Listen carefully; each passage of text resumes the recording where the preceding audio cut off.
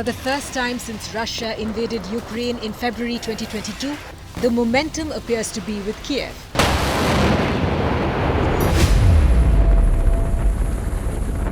Ukrainian troops advanced as far as 35 kilometers into Russian territory in the Kursk region.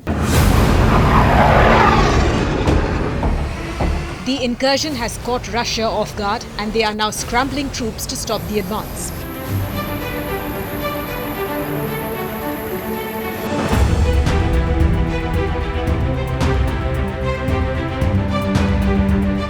Ukraine conducted intense artillery and drone attacks along with the movement of mechanized troops into enemy territory. Ukrainian drones targeted residential buildings in the border regions of Kursk.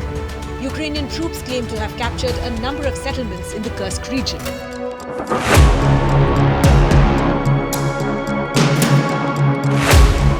The new front line in Russia is far from other areas where intense fighting has been taking place since the war began.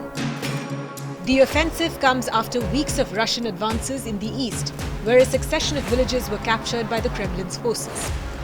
Russia has evacuated 76,000 people from the border areas in the Kursk region, where a state of emergency has been declared by local authorities.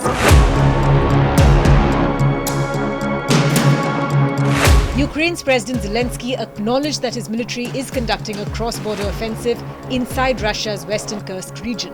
Тільки від початку цього літа і тільки з районів Курської області по нашій Сумщині було завдано майже 2000 ударів. Артилерія, міномети, дрони.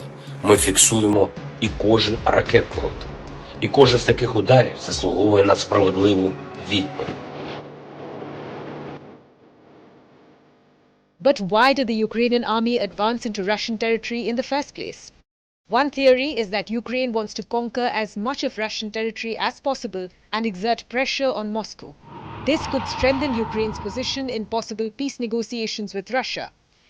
Ukrainian land occupied by Russia could be exchanged for Russian land occupied by Ukraine. For instance, Kharkiv is partly occupied by Russia since the war began.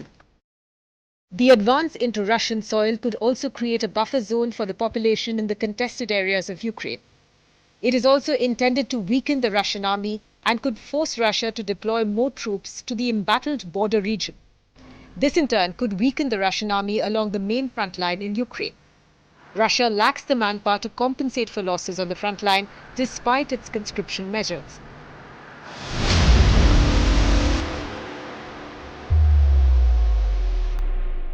Russia initially deployed air and artillery units to repel the attacks but failed to stop Ukraine's advance. Russia's defense ministry said it is sending columns of military hardware, including rocket launchers, artillery, tanks and heavy trucks to reinforce its defenses in the area. Russia carried out artillery strikes on a supermarket in eastern Ukraine's Kostiantynivka region. But in a dramatic development, a fire broke out in the giant Zaporizhzhia nuclear power plant. Zelenskyy said Russian forces had started the fire at the plant, which has been occupied by Moscow's forces for more than 2 years now. But Zaporizhzhia's Kremlin-installed governor said Ukrainian shelling caused the blaze. The UN's nuclear watchdog said it saw strong dark smoke coming from the facility, but said there was no impact reported for nuclear safety. The nuclear power plant has not produced power for more than 2 years, and all 6 reactors have been in cold shutdown since April. Ukraine has taken a risk by advancing into Russian territory and could end up losing more troops than Russia. How long they can sustain the operation will ultimately depend on the West and its military support.